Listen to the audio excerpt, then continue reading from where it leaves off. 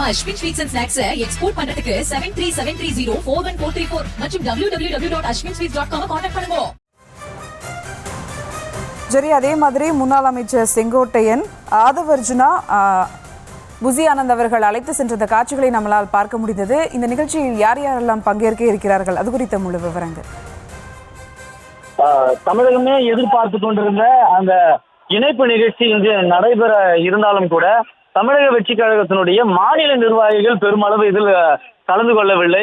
குறிப்பாக ஆதவர்ஜுனா, புசி ஆனந்த் மற்றும் நிர்மல்குமார் உள்ளிட்ட மிக முக்கிய அறியப்பட்ட முகங்கள் மட்டுமே அழைப்பு விடுக்கப்பட்டிருந்தது. அதை தவிர்த்து ஊடகங்களில் பேசக்கூடியவர்களாக இருக்கட்டும், இரண்டாம் கட்ட தலைவர்கள் யாருக்குமே அழைப்பு இல்லை, யாரும் அவர் கலந்து கொள்ள அழைக்கப்படவில்லை. இந்த சூழலில் தான் செங்கோட்டையன் மற்றும் அவருடைய பேருந்தில் வந்த ஆதரவாளர்கள் மட்டுமே இந்த நிகழ்ச்சியில் கலந்து கொண்டிருக்கிறார்கள்.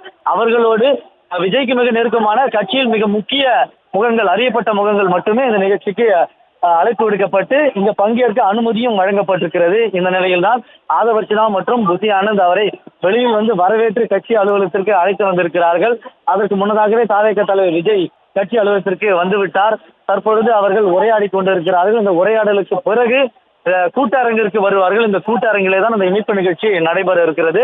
இந்த இணைப்புக்கு பிறகு தமிழக வெற்றி கழகத்தில் பல தலைமையிலும் சரி பல முக்கிய மாற்றங்கள் நடைபெற இருப்பதாகவும் கூறப்படுகிறது. காரணம், நிர்வாக குழுவை விஜய் அவருடைய கட்டுப்பாட்டில் வைத்திருந்தார். 28 பேர் அந்த நிர்வாக குழுவில் இருக்கிறார்கள். இந்த ஒட்டுமொத்த நிர்வாக குழுவுமே செங்கோட்டையன் தான் நிர்வகிப்பார் என்றும், அதில் எடுக்கக்கூடிய முடிவுகளும் அதுல பேசக்கூடிய அந்த ஆலோசனைகளையும் விஜய்க்கு கொண்டு செல்வார். பிறகு தலைவர் அவருடைய முடிவை எடுப்பார் என்றும் கூறப்படுகிறது. அப்படி கட்சியில் இருக்கக்கூடிய மிக முக்கிய பொறுப்பில் இருக்கிற அனைவருமே இந்த நிர்வாக குழு இருக்கிறார்கள். அப்படி என்றால் விஜய்க்கு அடுத்தபடியான பொறுப்பை செங்கோட்டையன் வகிப்பார் என்றும் கூறப்படுகிறது.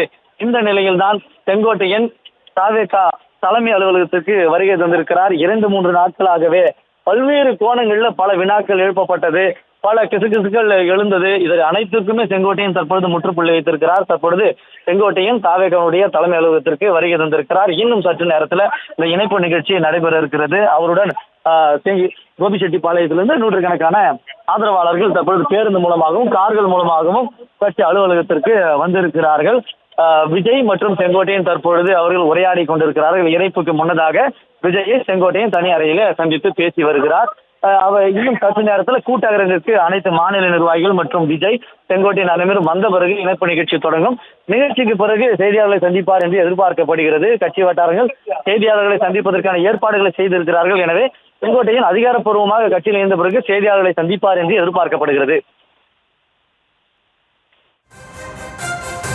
நம்ம Ashwin sweets and snacks export பண்றதுக்கு 7373041434 மற்றும் www.ashwinsweets.com கான்டாக்ட் பண்ணுங்க.